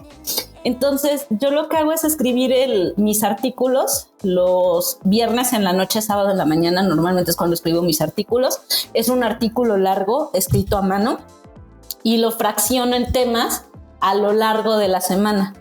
Y entonces ya nada más le asigno una imagen a cada pedacito, porque pues LinkedIn no te deja sacar un tamal de publicación pura, y pues ya lo voy segmentando. durante una semana desarrollo un tema en diferentes vertientes durante las 5 publicaciones de los días hábiles. Genial. Y que al final de cuentas funciona mucho como el journal. Sí, me soy fanático del journaling. Sí. Al final de cuentas es una forma o alguna vertiente para poder sacar lo que muchas veces tenemos en la cabeza y que nos ayuda también de manera a reflexionar al final del día, ¿no? Sobre lo que va pasando. Me encanta esta parte. Entonces, estos contenidos están en LinkedIn, ¿no? Para que queden claros, ¿verdad? Diario está en LinkedIn a las 7 de la mañana, pero también me gustaría decirles que eso es algo que me define como rebelde. ¿Por qué? Porque si ustedes ven mis textos, no hay hashtags, no existen, no arrobo a nadie, y eso tiene que ver con la resistencia que me trae desde filosofía. El sistema económico, bueno, yo me especialicé en la Escuela de Frankfurt. La Escuela de Frankfurt es una escuela crítica que le reclama a los nacionales socialismos o a los totalitarismos. Surge durante la Segunda Guerra Mundial. Y Adorno y Horkheimer, que son los máximos exponentes de esa escuela de filosofía, van a criticar el totalitarismo y cómo yo, como individuo, puedo evitar ser absorbida por el poder. Cómo puedo evitar que mi genialidad, que lo que me hace ser yo, no caiga en ser monetarizado por el poder. Dirían los Molotov, no le des más poder al poder. Eso estaba pensando justamente. Entonces, eso por eso no hay hashtags. Porque si ya mi pensamiento es crítico y mi pensamiento es preguntarte y ver el mundo arder porque quiero que se te queme el cerebro para que crees soluciones diferentes, ahora también te voy a pedir que hagas esfuerzo. No va a haber hashtags, nunca va a haber hashtags en mi contenido personal. Doomix es otra cosa, pero mi contenido personal no va a haber, porque si a ti te interesa pensar es un esfuerzo que hay que hacer de manera consciente y agota. Entonces, si tú quieres pensar, empieza a generar disciplina para pensar, empieza a generar disciplina por quién te rodeas y qué quieres leer. Ergo, conscientemente, si te interesa mi contenido, me tienes que googlear y me tienes que buscar y tienes que suscribirte y tienes que hacer un montón de esfuerzo para poder conversar conmigo. No te la voy a dejar fácil. ¿Por qué? Porque también dirían por ahí, me interesa la gente que hace ese esfuerzo para platicar. ¿Por qué? Porque puedo tener más en común con una persona que está dispuesta a pelearse conmigo con un punto de vista diferente que con alguien que dice que piensa similar a mí y que no está dispuesto a hablar. Porque aquel que habla y es diferente en su forma de pensar a mí, está abierto a que construyamos juntos un punto medio. El otro simplemente se está dejando llevar por la masa, porque no hay sabios mudos. No, de acuerdísimo. Y eso aplica puntualmente incluso para la chamba. O sea, ¿sí? y eso me encantó porque lo tienes arrastrando y lo estás arrastrando al final de cuentas. Esta parte de yo me voy a quedar mucho con la parte de las preguntas, ¿no? El tema de preguntar. Incluso hay entornos donde las preguntas son mal vistas, el preguntar es mal visto, ¿no? Entonces me quedo con eso. Y eso al final de cuentas también hay entornos donde no se permite el diálogo, no se permite el intercambio de opiniones, porque cuando hay intercambio de opiniones, pero obviamente hay dos interlocutores que al final del día están de acuerdo, están abiertos a encontrar ese punto medio, es donde incluso en el trabajo, o no solamente en esta parte de comunidades como la que estás formando, al final de cuentas es donde se generan o se llegan a los mejores puntos, ¿no? Donde hay un ir y venir de opiniones y ahí es al final de cuentas donde se construye. De hecho, de UX Rebels es justamente. Oye, una pregunta antes de pasar. Totalmente, venga. Sí. Lo cerraste con broche de oro. Sí. Tengo una pregunta nada más relacionada con la parte de la escritura. Ahorita, justamente, bueno, yo practico el journaling y de hecho creo que Ulises también ya lo practica. Pero justamente quiero nada más hacerte una pregunta. O sea, tú iniciaste la parte de la escritura por un tema, o sea, quiero asumir que empezaste con la parte de burnout, quiero asumir que te empezaste a tener tú estas mismas problemáticas, ¿no? O sea, ¿lo hiciste consciente esta parte de empezar a escribir? Oye, voy a escribir porque tengo que sacar todo esto que me está rondando por la cabeza, tengo que sacar. ¿Cuál fue la motivación?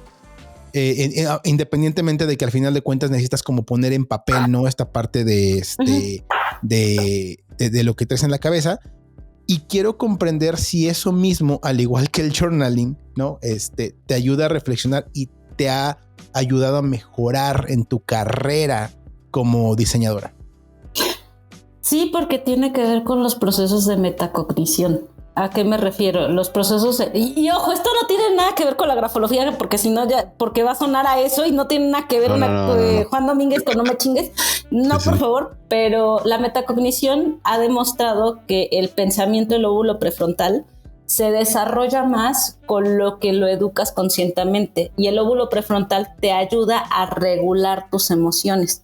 Problemas de desfrontalizados, como lo digo yo, o sea, personas que tienen problemas en el lóbulo frontal, porque creen que me presento como desfrontalizada, tienen problemas para gestionar o entender o educar a sus emociones. Podemos tener un gran IQ, pero problemas muy grandes en gestión emocional. Entonces, algo que ayuda mucho para entrenar a tus emociones de manera consciente es escribir, porque estás viendo, y leerte también te ayuda.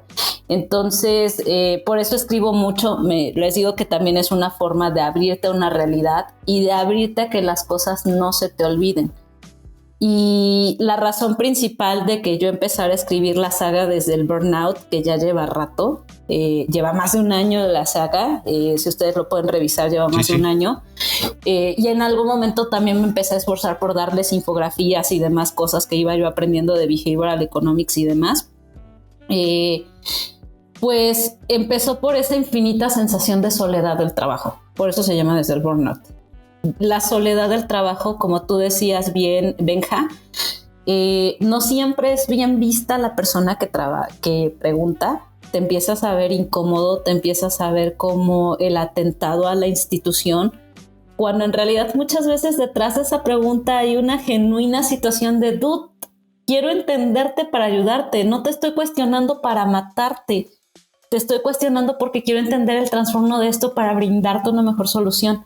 Y llegó un momento en el que me empecé a sentir súper sola en un trabajo hace casi 2 años. Casi 2 años me empecé a sentir muy sola, muy juzgada, porque esto que ven en la cámara, eso soy yo. O sea, soy muy extrovertida, soy muy histriónica, muy histriónica, estudié teatro muchos años.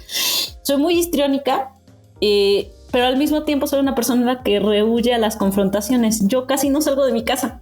Y la gente tiene la impresión de que soy súper abierta y que hola carnal, que no sé qué, y que así como soy de abierta y despierta en digital, soy igual en el mundo análogo. No, el mundo digital hace que, a ver Ulises, tú estás en tu pantalla en tu casa, Benja, tú estás en tu pantalla en tu casa, no me están respirando cerca.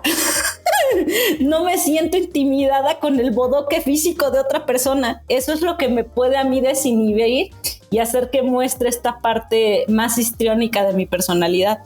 Pero si ustedes me conocen en el mundo análogo, soy más como una rata porque me incomoda un puerco el espacio físico donde hay mucha gente. Entonces desde ahí viene, desde el sentirme sola por cuestionar, del regaño de la gente de por qué cuestionas tanto, y desde mi amigo que me dijo, deberías de publicar esto, no eres la única que se siente así, no eres la única. Y por eso empecé a escribir, porque sí quiero conectar con gente, quiero entender, primero por un lado quiero dejar de sentirme sola en ese cansancio laboral de andar tratando de salvar al mundo en un barquito de papel, pero por el otro lado también quiero decirle a esos Users Juniors o a esos Users Seniors, no estás solo, dude, podemos conversar, podemos mentarle madres al sistema juntos. Vente, vamos a platicar, y no necesitas hacerlo en público, no necesitas dejarme tu interacción, no nada. Puedes escribirme por inbox. Cool. Qué chido. O sea, creo que comparto mucho de la parte de escribir. Creo que al final para mí es como siempre he dicho, de sacar tus demonios, ponerlos en papel y darte cuenta que a lo mejor no son tan grandes como en tu cabeza, no ocupan tanto espacio como pensabas en tu cabeza, pero creo que es... O lo contrario, escribiste todo un libro de tu demonio que tú lo veías así de chiquito. Exacto, también. Pero justo creo que es entender cómo también el hecho de escribir es conectar con gente que te lee y que en cierto momento puede identificarse con estas mismas situaciones, y que de alguna forma también ayuda, como es una especie de medio para socializar quizás muy hacia el futuro, porque la escritura tiene como ese poder de ser atemporal, y lo que hoy escribes a lo mejor en 2 semanas, un mes, alguien llega, oye, encontré lo que escribiste hace un mes y fíjate que se me hizo bien interesante, yo estoy pasando por algo parecido. Creo que esa es como la magia de lo que tiene el escribir, pero justo se me hace bien chido como lo buscas, porque es un hecho de esta idea medio, vamos a hablarlo así, medio rebelde de no hashtag, que si la gente se interesa en mi contenido me busque, estoy aquí para dialogar, y sobre todo el hecho de que pues al final el compartir o el simplemente tener un ejercicio de escribir te va a dar mucho más claridad sobre el tamaño de tus demonios o cómo poder sobrellevarlos, ¿no? No, bueno, y pues orden, y cómo evolucionas también. Exacto. Sí, cómo vas evolucionando. Sí, sin duda, es una huella precisa de tu pasado para decir cómo vas evolucionando. Pues mira, Montserrat, aquí ya estamos hacia el cierre del podcast. Aquí es donde nos gusta de nuevamente agradecerte por esta gran charla. La verdad es que estuvo muy interesante. Además tienes un toque para contar tus historias de una manera muy especial. Pero aquí es donde queremos hacer otra pregunta de ritual que tenemos en el podcast. Háblanos de esas 3 personas cercanas, ¿no? Diseñadores que conozcas en persona o no. Esas 3 personas que hacen que hoy Montserrat sea la persona que es. Voy a quebrar un poco tu pregunta porque te voy a dar 3 libros que me hicieron lo que soy al día de hoy y 3 personas. Okay, porque se me hizo muy injusto poner gente que no conozco en la lista, la neta. Okay. Lo primero es un libro para entender la polimatía y los perfiles transdisciplinarios o transversales o multipotenciales. Si yo no lo hubiera leído, no me hubiera dado cuenta de, no nada más este DA, no nada más es esta bronca que estoy desfrontalizada. Sí existe gente así y gente histórica interesante que funciona así, ¿no? Y es How to Be Everything de Emily bendito nombre raro, Emily Whitpet, y está bastante interesante. Es Emily Wapnick, How to Be Everything o Cómo Ser Todo, también ya existe en español, lo pueden encontrar en Amazon.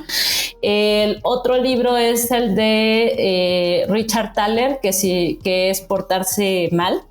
Ahí básicamente ese me encantó porque me di cuenta de que era la base de muchas cosas en el UX y incluso la economía del comportamiento es más vieja que el UX porque habla de la irracionalidad en la toma de decisiones de los humanos y cómo es que estudias los resultados numéricos, pero encontrar la causalidad primaria o la causalidad que te lleva a tomar una decisión es casi imposible porque es multifactorial y única en cada ser humano. Es donde te cae el 20 de lo chido que es hacer UX, porque estás sumando realidades diferentes en una misma solución y dices, blow mind, ¿no? Y el tercer libro que me gustaría también recomendar que me hizo ser lo que soy es 100 años de soledad. ¿Sí? Que nada que ver con esto porque es realismo mágico y ahí entiendes de mira, se vale darle la pena a la historia 40 veces para llegar al punto. No tiene que ser secuencial mi historia. Eso es lo que a mí me dejó 100 años de soledad. Tu historia en el UX no tiene por qué ser secuencial. No tienes por qué evolucionar en UX igual que las historias de los demás. Súper buenazo.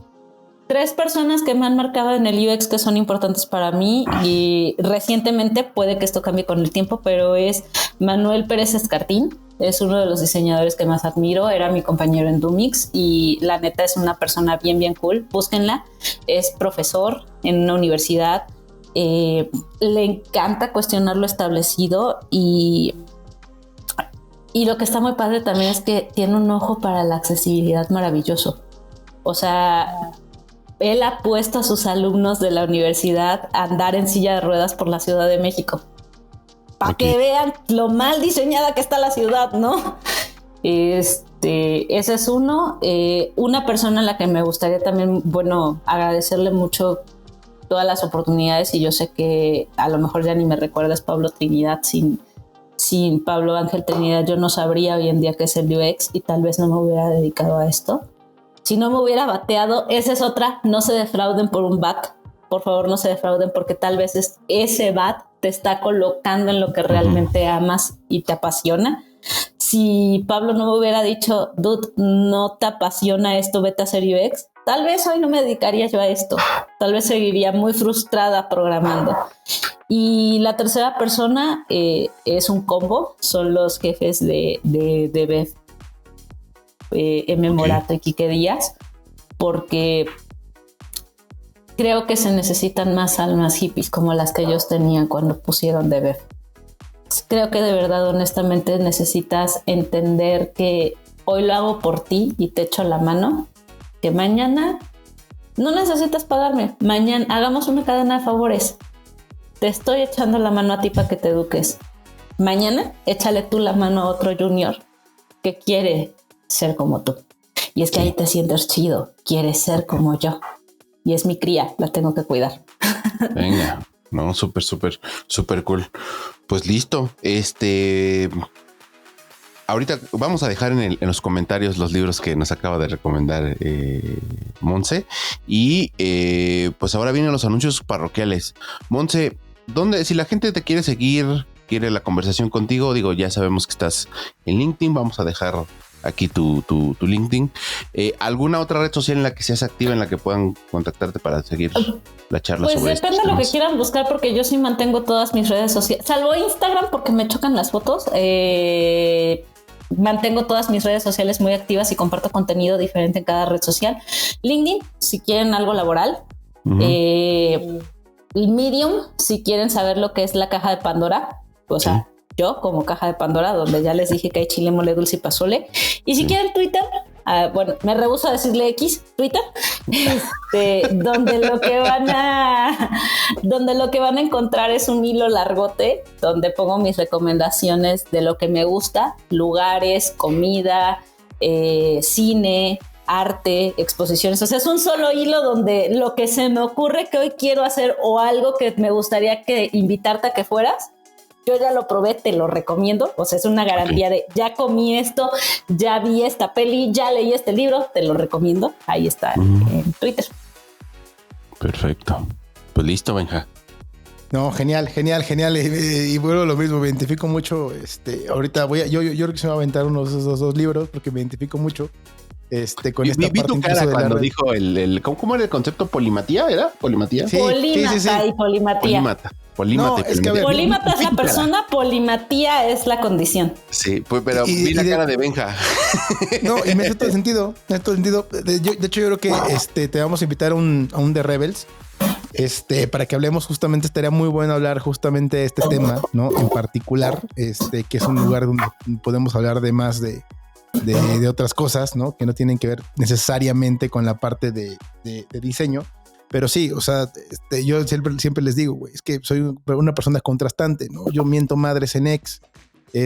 Tengo una cuenta de diseño que ahorita está muerta en Instagram, ¿no? Y tengo otra donde pues, es más vida personal y fotografía y tecnología. Y estoy bailando en TikTok, cabrón. Entonces... no, yo no bailo en TikTok. No, pero lo que voy es justamente, entiendo mucho esta parte y tengo el canal donde hablo de otras cosas. Entonces, entiendo mucho esta parte y está genial que hayas encontrado también el punto de poder, digamos, que expresar toda esta gran variedad al final de cuentas, de lo que te forman como persona, porque yo lo veo así, al final de cuentas somos personas y nos forman un montón de curiosidades, nos forman un montón de gustos y de alguna forma a veces tenemos la necesidad de expresarlos de alguna otra forma y las redes sociales a veces no lo permiten. Los youtubers pueden ser lo que quieran ser, como la Barbie, sé lo que quiera ser. A ti nadie te puede decir que sea solo una cosa. Qué chiquito sería tu mundo si solo puede ser una cosa. Es que ahí entramos en ese debate que después podríamos platicar. O sea, yo he notado en general, y está muy bien y es muy válido, que y se puso medio filosófico, pero lo voy a comentar. He notado que al final de cuentas, y me pasó en algún momento, que en general nos enseñan o se nos dicen que debes de especializarte o debes que al final del día enfocarte solamente en una cosa para posicionarte. Cuando yo en mi caso entendí que yo no podía hacer solamente una cosa porque me voy a volver loco. Cuando es lo que le decía al principio del podcast. Ayer estaba animando un karaoke con un bar y me dedico a la música. O sea, no me quieras enfrascar solamente en una imagen. Cuando yo dije que me valga madre lo que piensa la gente, ¿no? cuando me empieza a valer madres es cuando empecé a ser más feliz, porque esa es la realidad. Empecé a ser más feliz cuando dije, me vale madres que crean que soy un alcohólico. Y sí lo soy, ¿no? Pero bueno. No, todavía no, gracias. Adicciones sí tengo, pero no a muchas sustancias aún. No. Pero a ver, oye, no será el tema principal, pero sí, te invitamos un de revés para que hablemos más de este tema porque se me hace muy interesante. Esto se me hace muy interesante y también vendo Biblias. No es cierto, eso es mentira. No vendo Biblias. Oye, Ulises. Vendo Biblias. Si presentas el podcast vestido de sacerdote, te juro que sube tu rating. El evangelio según la polimatía, el evangelio del UX desde la perspectiva de un polímata. Te estoy regalando. Fíjate, ahorita que lo piensas, digo, esto igual no sale, pero estaría bueno invitar a Luigi, que Luigi también quiere, Luigi Ávila, amigo y jefe. Invitar a Monse porque también Luigi cuando se pone a explorar toda la parte filosófica. Filosofía, DJ. Sí. Una onda también. Estaría muy buena esa conversación, creo yo. Estaría muy buena esa conversación. Y que se suscriban, por favor. Ya lo dijo Ulises al inicio de su entrada. Por favor, no les cuesta nada. Si está en Spotify, tire su teléfono en este instante, vaya a su computadora y por favor entre a youtube.com/The UX Rebels y por favor denos su suscripción. Si le van a dar poder al poder, si le van a dar poder al poder a través del contenido que consuman, dénselo con contenido crítico, no con cualquier contenido. A los chicos sí les gustan los suscriptores. Sí, claro. Por favor. Claro, o sea, la verdad es que, a ver, de UX Rebels, y comparto mucho, nace obviamente siempre ha nacido y siempre fue y siempre ha sido esa idea. Al final de cuentas, de traer exponentes que nos dejen valor a nosotros y que le dejen valor al final de cuentas a nuestra comunidad. Y como lo decíamos al final del día, lo hacemos con mucho cariño y mucho amor, pero tarde o temprano, señores, la camarita del señor Ulises, el micrófono del señor Ulises y la plataforma con la que estamos grabando esto tiene que pagarse de algún lado. Entonces, y va a pasar lo de Dumix, se desaparecen estos lugares por falta de apoyo. O sea, Dumix está en tierras imperecederas por falta de apoyo y son así que apóyanos. ¿Quieren que le pase lo mismo a ellos? Por favor. Hashtag muertos de hambre. Aquí. Ahí va a haber dos hashtags. Sí, totalmente. De acuerdo. Listo, ya está. Pues nada, pues listo. Creo que sin nada, pues muchas gracias, Monse. No sé si quieres agregar algo, pero la verdad es que estamos muy contentos con este episodio. La plática estuvo muy polifacética, muy buena, muy interesante. Sí, me gustó. La disfrutamos un montón. ¿Vale? Súper. Listo. Pues Benja. Buenísimo, pues nos despedimos entonces y nos escuchamos y nos vemos en el siguiente episodio. Y recuerden, ¡Somos Rebels! Perfecto. Ya quedó. Déjenme